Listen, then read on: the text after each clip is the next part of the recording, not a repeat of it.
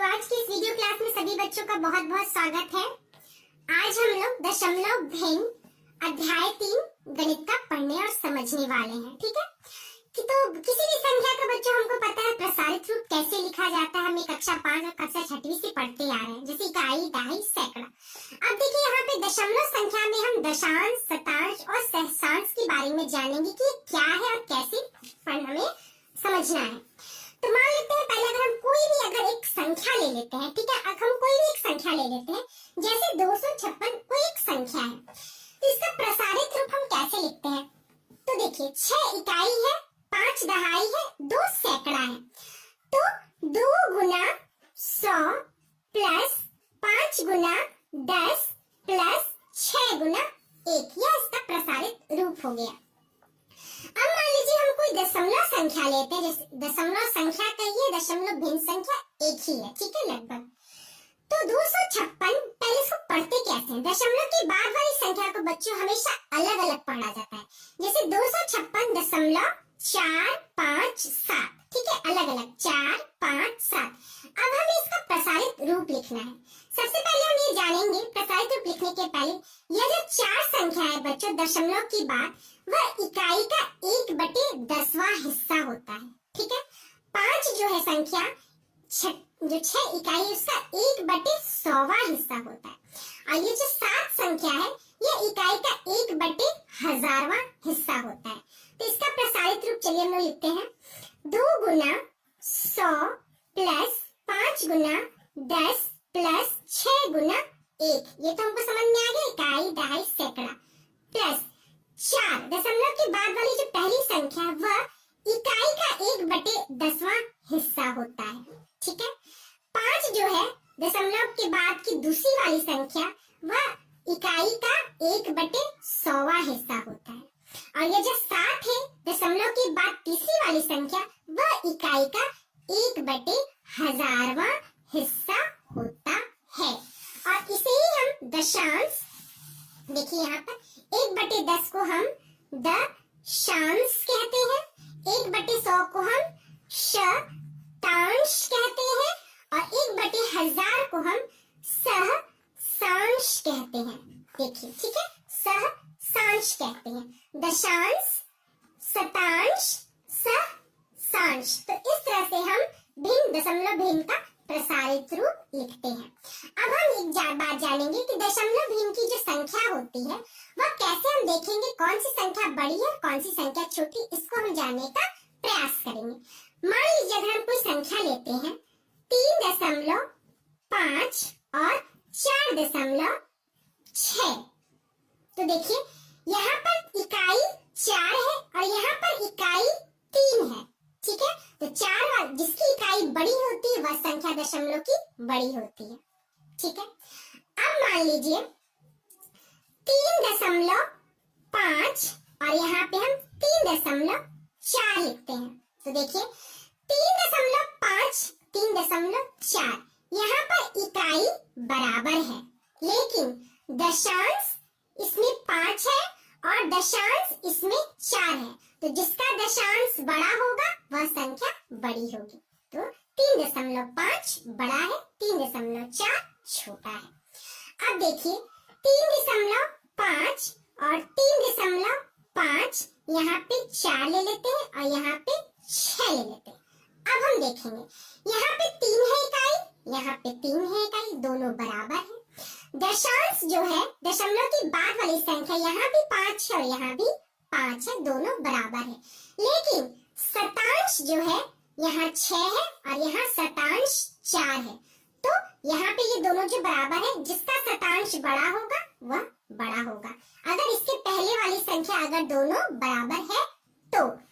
अब हम आते हैं दूसरी संख्या 3.56, 3.56, यहाँ पर 2, यहाँ पर 3।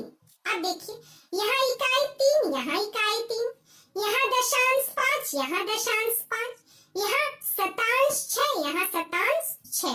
लेकिन सहस्रांश जो है यहाँ 3 है और सहस्रांश जो है यहाँ 2 है। इसके पहले वाले तीनों बराबर है, तो जिसका सहस्रांश बड़ा होगा वह संख्या बड़ी बड़ी होगी। तो इस तरह से हम तुलना करते हैं दशमलव भिन्न का। ठीक है, आया बात समझ में सभी बच्चों को? अब हम लोग दशमलव भिन्न का प्रश्नावली 3.1 को बनाएंगे। ठीक है, इसका पहला प्रश्न है, देखिए, निम्नलिखित दशमलव संख्या के जोड़े में से बड़ी संख्या ज्ञात कीजिए। ठीक है, तो यहाँ मैंने देखिए प्रश्न लिखा हुआ है, बड़ी संख्या ज्ञात कीजिए। 5.67, 5.7। अब देखिए इकाई यहाँ 5 है, यहाँ भी इकाई 5 है, लेकिन यहाँ दशांश 6 है और यहाँ दशांश 7 है। तो क्या हो गया बच्चों? 5.7 जो संख्या है वह बड़ी है। 5.7 संख्या जो है वह बड़ी है। ठीक है, दूसरा प्रश्न 5.60, 5.61। देखिए यहाँ 5 और 5 बराबर है, यहाँ 6 और दशांश 6 बराबर है, लेकिन यहाँ पे शतांश 0 है, यहाँ शतांश 1 है। तो क्या हो जाएगा बच्चों? 5.61 जो है संख्या बड़ी है। ठीक है, दशमलव संख्या बड़ी है। 5.61 दशमलव संख्या बड़ी है। अब इसको संख्या यहाँ पे लिख दीजिए, दशमलव संख्या बड़ी है। ठीक है, 5.67, 4.67। देखिए यहाँ पर इकाई 4 है, यहाँ पे इकाई 5 है, तो जिसकी इकाई बड़ी होगी वह संख्या बड़ी होगी। तो 5.67 दशमलव संख्या बड़ी है। ठीक है, यह इसका उत्तर हो गया। दूसरा प्रश्न है, देखिए यहाँ पे दूसरा प्रश्न दिया है बच्चों, जोड़िए। कुछ क्वेश्चन दिए गए ए से लेकर एफ तक, इसे क्या करना है? हमें जोड़ना है।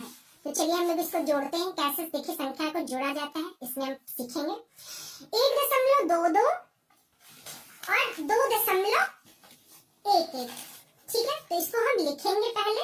कैसे लिखेंगे देखिए आप लोग, 1.22।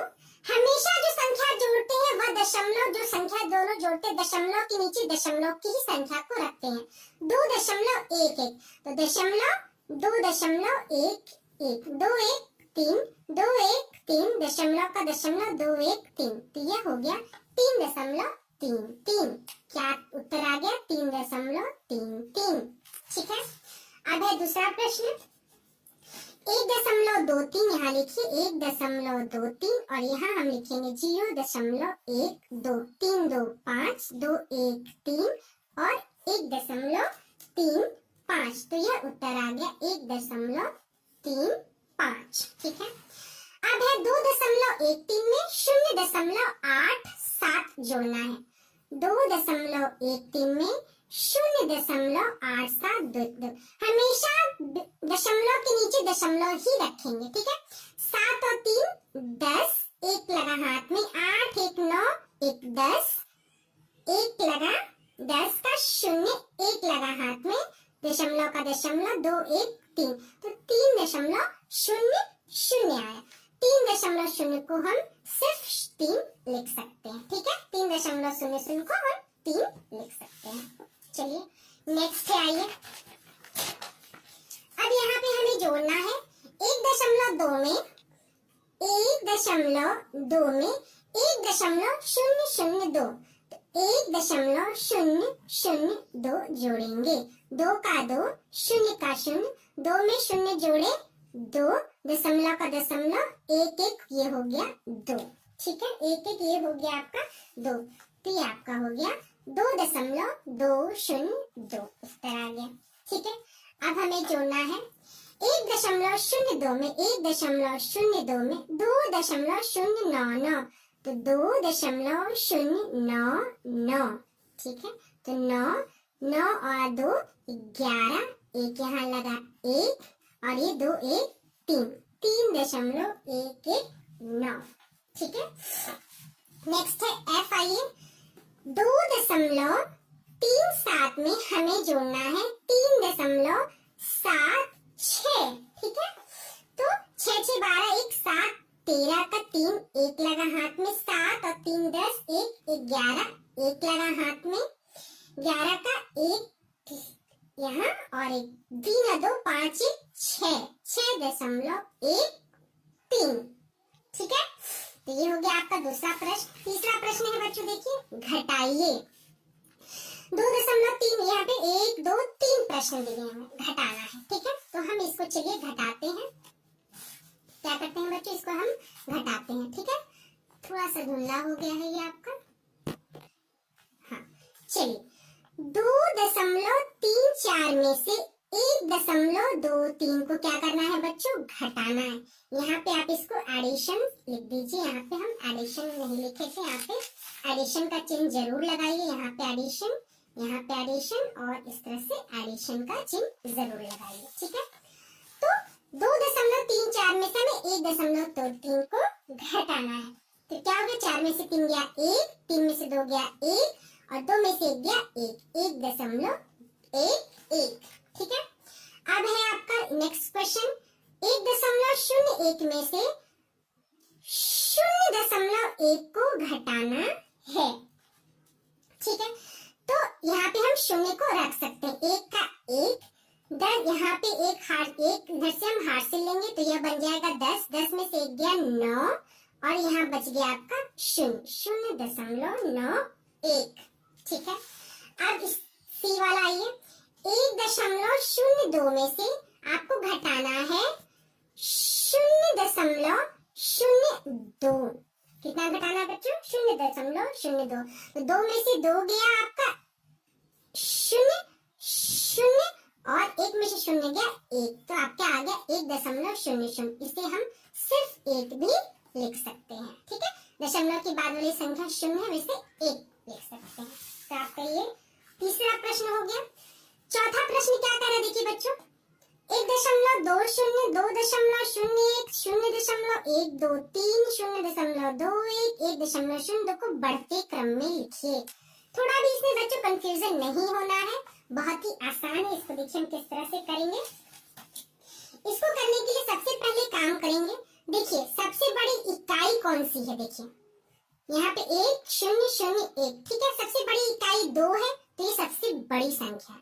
फिर इकाई 1.02, 1.21, एक वाली इकाई को छोड़ देंगे, यानी 0 वाली इकाई को हम सबसे पहले छोटे क्रम में लिखेंगे। तो ये 0.1 और 0.2 इकाई सबसे छोटी है, तो 0.1 जो है बच्चों वो 0.2 से छोटी है। तो क्या लिखेंगे हम, 0.123 जो है सबसे छोटा हो गया। फिर 0.21 जो है उससे बड़ा हो गया, ठीक है, तो 0 वाला हो गया। अब हम 1 वाला लिखेंगे, 1.0 और यहाँ 1.2 है, तो 1.0 1.2 से छोटा है, तो 1.02, ठीक है।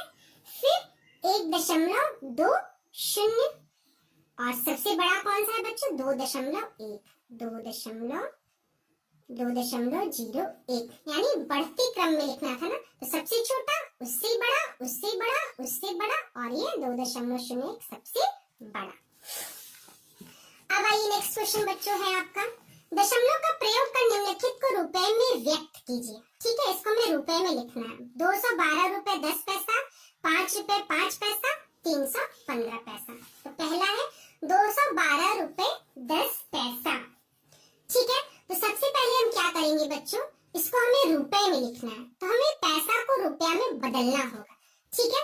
तो आपको पता है कि 1 रुपए में बच्चों 100 पैसा होता है, 1 रुपए में 100 पैसा होता है। तो 10 पैसा को जब हम रुपए में बदलेंगे तो हम 100 से भाग देंगे, ठीक है। 10 पैसा को जब रुपए में बदलेंगे तो 100 से हम भाग देंगे, ठीक है। और जब रुपए को पैसा से में बदलेंगे तो हम गुना करते हैं, तो 0 और 0 कट गया, 1/10, और यह आ गया आपका बच्चों 0.1। ये दशमलव कैसे आ गया, हम 1 में 10 से जब भाग देंगे 1, यहाँ पे हम पॉइंट लेके 0 लिखेंगे, 10 1 10, और इस तरह से 0.1 हमारा उत्तर आएगा 0.1, ठीक है। अब हम क्या करेंगे, 212 में 0.0 में हम 0.1 को जोड़ देंगे, ये हमारा रुपया हो गया।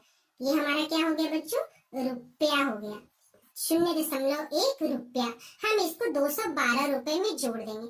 212 रुपए में जोड़ने के लिए हम 0.0 लिखेंगे, इसको लिखने से कोई दिक्कत नहीं, इसमें हम 0.1 जोड़ देंगे, तो 1 और ये हो गया 212, तो ये हो गया आपका रुपया में बदल गया।